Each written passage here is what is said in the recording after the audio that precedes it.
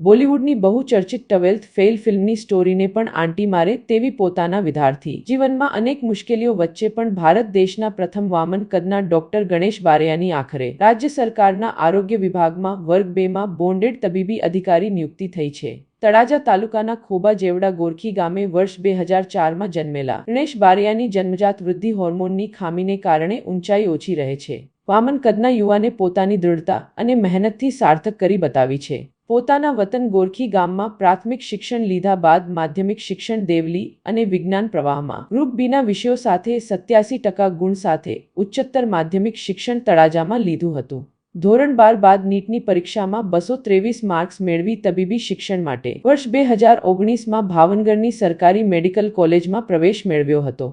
BB સ્નાતક અભ્યાસક્રમ પૂર્ણ કર્યા બાદ 1 વર્ષની બોન્ડેડ સેવા સાથે રાજ્યના આરોગ્ય વિભાગ દ્વારા તબીબી અધિકારી તરીકે નિયુક્તિ આપવામાં આવી છે। મેરિટના આધારે તબીબી અધિકારીઓની નિમણૂકના ત્રીજા તબક્કામાં આજે તેનો ઓર્ડર થયો હતો। વિશ્વ રેકોર્ડ ગણી શકાય તેવી બાબત સાથે ડોક્ટર ગણેશ બારૈયાની વર્ગ 2માં માસિક ₹75,000ના પગાર ધોરણ સાથે ભાવનગર સરટી હોસ્પિટલમાં બોન્ડેડ તબીબી અધિકારી તરીકે નિયુક્તિ કરી છે।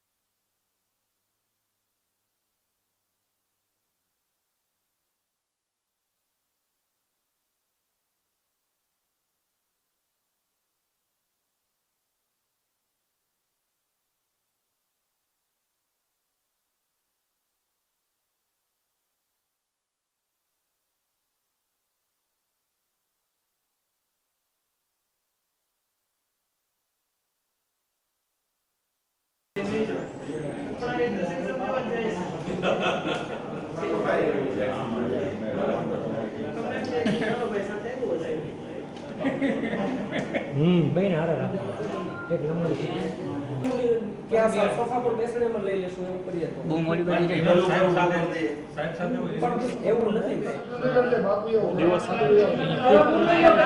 ભટ્ટીભાઈ પાછળ દાડી તો એના કરતા સાહેબ પાછળ ટીવી માં એના જ ન્યૂઝ આવતા ભટ્ટીભાઈ સરસ બોલે છે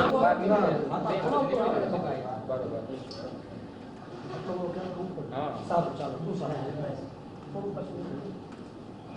આપણે વાઈડ એ ભાઈ બેસી રહેવાનું આપણે પાછળ મોબાઈલ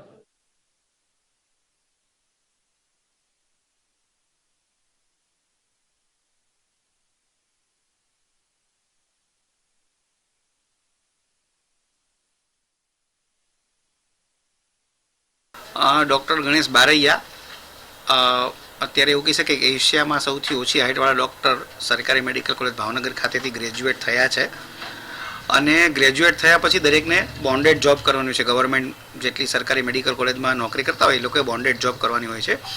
એ મુજબ એમને હવે બોન્ડેડ ડૉક્ટર તરીકે પણ સરકાર દ્વારા એમને ઓર્ડર આપવામાં આવેલો છે અને તેઓએ સરટી હોસ્પિટલ ખાતે જોઈન પણ કરેલું છે।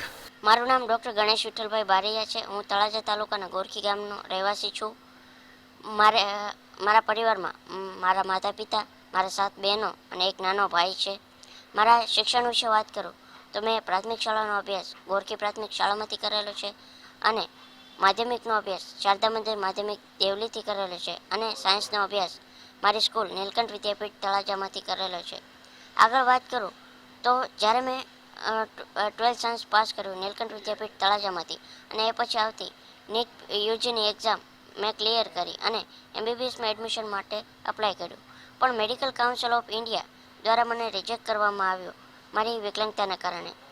તો આ રિજેક્શનની વાત મેં મારા પ્રિન્સિપલ નીલકંઠ વિદ્યાપીઠ તળાજાના પ્રિન્સિપલ ડૉક્ટર દલપતભાઈ કાતરિયા અને રેવતસિંહ સરવૈયાને કીધી તો એમણે મને આશ્વાસન આપ્યું કે આપણે કંઈક ને કંઈક રસ્તો કાઢી લઈશું પણ મને તો એમ જ હતું કે હવે મારી પાસે કોઈ રસ્તા છે નહીં એટલે મેં બીજા ફિલ્ડમાં એટલે કે બીએસસી જોઈન કરી લીધું અને એમાં એનું સ્ટડી સ્ટાર્ટ કરી દીધું. પણ મારા શિક્ષક ડૉક્ટર દલપતભાઈ કાતરિયા અને રેવતસિંહ સરવૈયાને આ વાત મંજૂર ન હતી. એમણે ગુજરાત હાઈકોર્ટમાં આ રિજેક્શનની અગેન્સ્ટમાં પિટિશન દાખલ કરવાનું નક્કી કર્યું. પણ પપ્પાની ફાઇનાન્શિયલ કન્ડિશન સારી ન હોવાથી પપ્પાએ આ કેસ કરવાની ના પાડી. ત્યારે દલપતભાઈ અને રેવતસિંહે એવું કીધું કે તમારો જે કંઈ ખર્ચ થશે એ નીલકંઠ વિદ્યાપીઠ તળાજા દ્વારા આપવામાં આવશે. તો દલપતભાઈ અને રેવતસિંહે ગુજરાત હાઈકોર્ટમાં કેસ દાખલ કર્યો.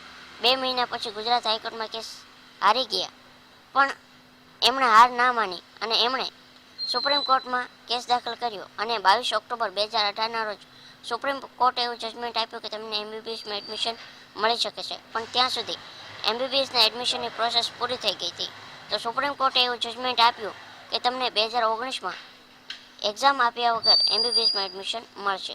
તો 1 ઓગસ્ટ 2019ના રોજ મેં ગવર્મેન્ટ મેડિકલ કોલેજ ભાવનગરમાં એમબીબીએસમાં એડમિશન લીધું અને એવી રીતે મારી એમબીબીએસની જર્ની સ્ટાર્ટ થઈ.